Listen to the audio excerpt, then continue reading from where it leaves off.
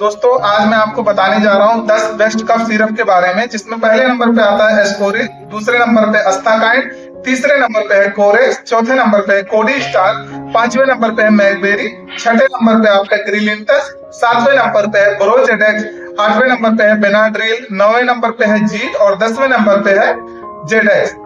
ये 10 बेस्ट खांसी के सिरप हैं। इसमें से जिस तरह की भी आपको खांसी आ रही हो उसके हिसाब से अपने डॉक्टर या फार्मासिस्ट के सलाह से कोई एक कफ सिरप ले सकते हैं।